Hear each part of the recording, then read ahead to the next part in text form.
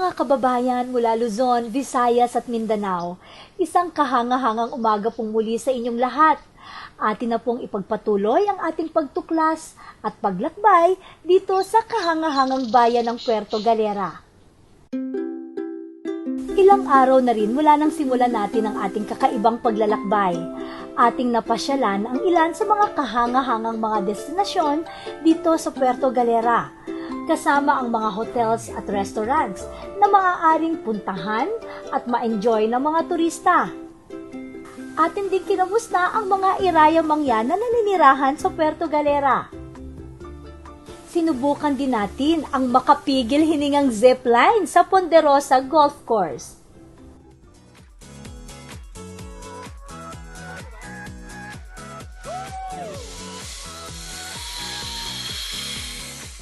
Ngayon naman, magiging maaksyon ang ating pagtuklas at paglalakbay. Mga extreme sports and adventures ang ating susubukan.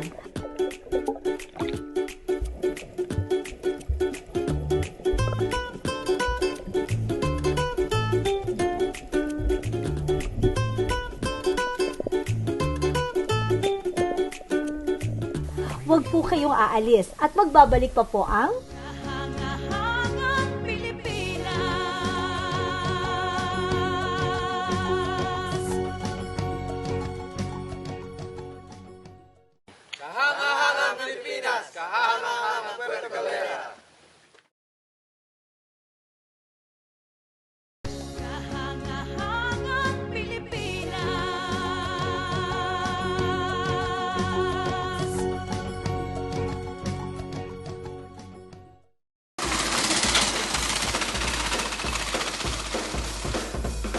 Kung gusto mong maging maaksyon at extreme ang iyong bakasyon dito sa Puerto Galera, bakit hindi subukan ang Extreme Sports Philippines dito sa Santo Niño, Puerto Galera?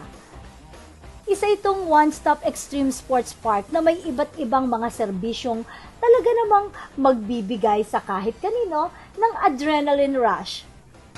Hi, I'm Herman from Extreme Sports Philippines. When you visit Puerto Galera and you visit the nice places like White Beach and the Hidden Paradise and the waterfalls, then jump by us and we will give you a good time. We got go-karts, we got ATVs, we got mud cars, we got paintball. Please visit us and you have a great time. Isa sa mga activities na ating sinubukan ay ang go-kart racing. Talaga namang bibilis ang tibok ng iyong puso sa bawat harurot at liko ng go-kart.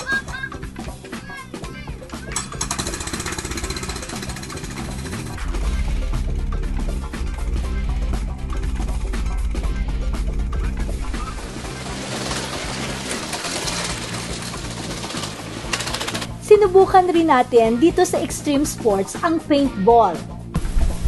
This is a safety. When the safety is out to the left, I'm just going to put it on.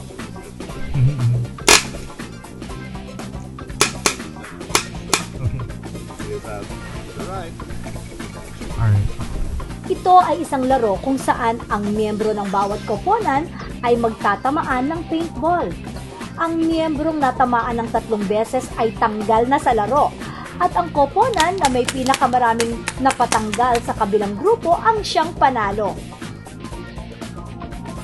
Isang umaatikabo ngunit ligtas na laro para sa buong pamilya at barkada. Kasabay nating in-enjoy sa Extreme Sports ang turistang si Robert, isang Australian national. Tulad namin, bumilis rin ang tibok ng kanyang puso sa mga activities dito sa Extreme Sports Adventure Park. Absolutely love the Philippines so far, and Puerto Galera has been so beautiful, and just been riding around the ATVs and the go-karts. Really fun.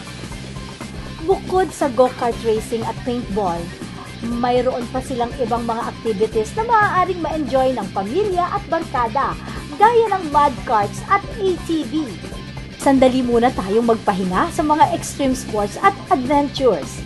Sa ating pong pagbabalik, ating kamustahin ang mga galeran tungkol sa kanilang pamumuhay dito sa Puerto Galera. Atin po yang aalamin sa pagbabalik ng Kahangahangang Pilipinas!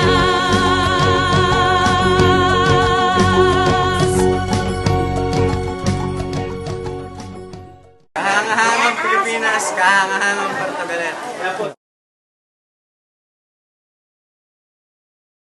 Kahangahangang Pilipinas.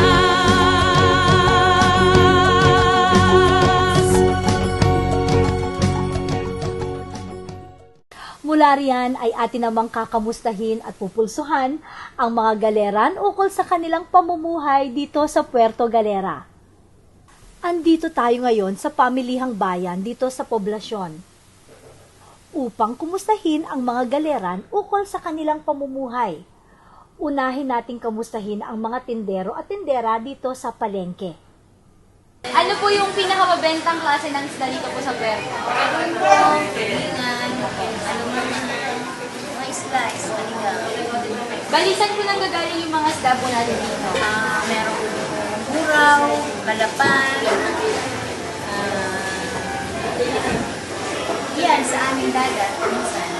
Minsan eh, wala, minsan meron. Tuwing kailan po yung bentahan po natin dito? May parang season po ba na araw, gano'n? Palengke. Weekend. Pero mas malimit naman ang pagkain. Biyernes sa bagay. Bali, magkano po yung kinikita, ang mga average po na kita po natin sa isang araw po? Maganda,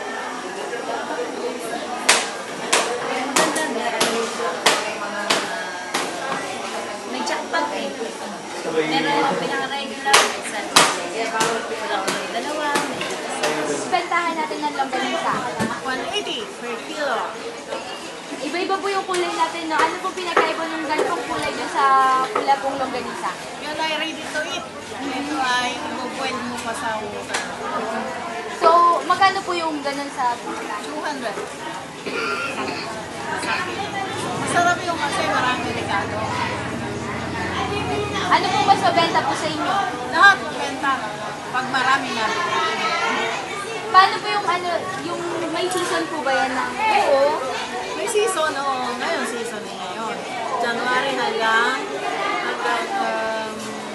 June. Atin din pong kumustahin ang mga tricycle driver dito sa palengke. Kuya, kumusta ka naman?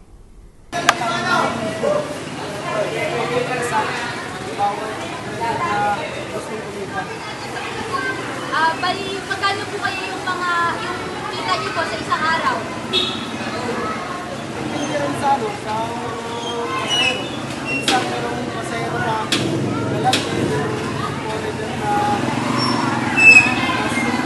maganda magbigay. Magkano po kinikita niyo sa buong araw? Hindi ka rin sa mga pasero. Minsan nakakakuhan din. Atin pong ipagpapatuloy ang ating paglalakbay dito naman sa kailaliman ng mga karagatan ng Puerto Galera. Anong mga yaman ang natatago sa ilalim ng bughaw na karagatan? Atin po yang aalamin sa pagbabalik ng Kahangahangang Pilipinas.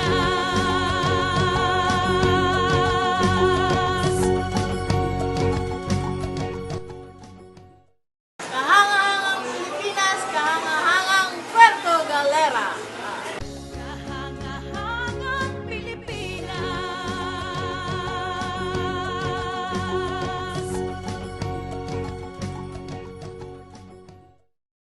kung inaakala ninyong swimming lang ang maaaring gawin dito sa malaparaisong dalampasigan, nagkakamali kayo. Kilala rin ang Puerto Galera sa kahanga-hanga nitong mga yamang dagat. Halina't mag-beach hopping!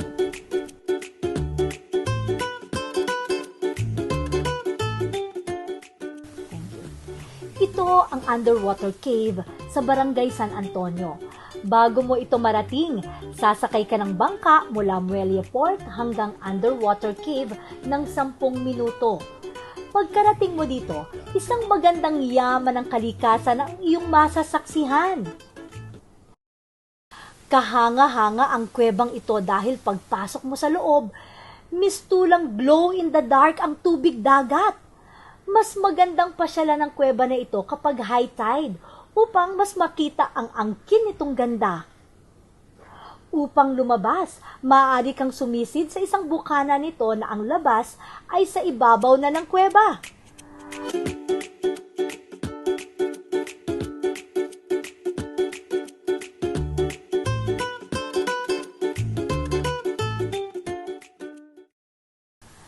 Ang isang bukana ng kuweba ay nasa ilalim ng karagatan. Kailangan mong sumisid ng 2 metro ang layo upang makalabas sa karagatan. Ito naman ang Coral Garden, dito pa rin po sa San Antonio. Dito ginagawa ang snorkeling kung nais mong makita ang mga nagagandahang mga corals na siyang tahanan ng libo-libong isda. Bukod sa maaari mo silang malapitan, maaari mo pa silang pakainin. Hindi ba't kahanga-hanga ang Puerto Galera pagdating sa yamang dagat?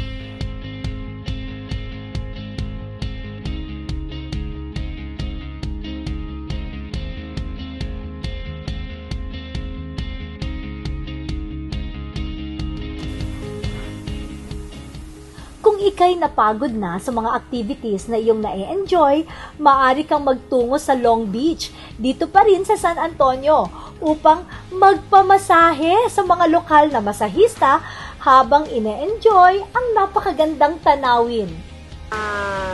Nagsimula po kami ng 1986 like that. Ay, gano'n? Talaga? Tapos, dito po sa sa Long Beach, yan, araw-araw po kayo bumabiyahe? O taga rito po kayo? Taga rito po kami, pero hindi po dito lamang sa beach na ito. Nalipat kami ng Haligi, ng Agas Beach, Long Beach. Paano, sinama po ba kayo nila, ma'am? O Hindi, hindi sir. parang antay Naghihintay kayo po kami dito ng guest. Ah, Dahil okay, may okay. kausap kaming mama sa inyo. Kumbaga by appointment. Ganun. Magkano po ba usually ang Ang normal pang price, Pinoy? pang Pinoy po dito talaga, 250. Pang cute? Ay, meron pong 350. Ganun. Sama na tip doon, di ba? Hindi po ako sa Yan. po si Doning Evangelista, taga Tubong Puerto Galera, nagmamassage po dito sa bayan namin sa Hangahangang Puerto Galera. Abay, punta na dito sa Puerto Galera at nang makita at matamasa ang kanilang mga kahanga-hangang yamang dagat.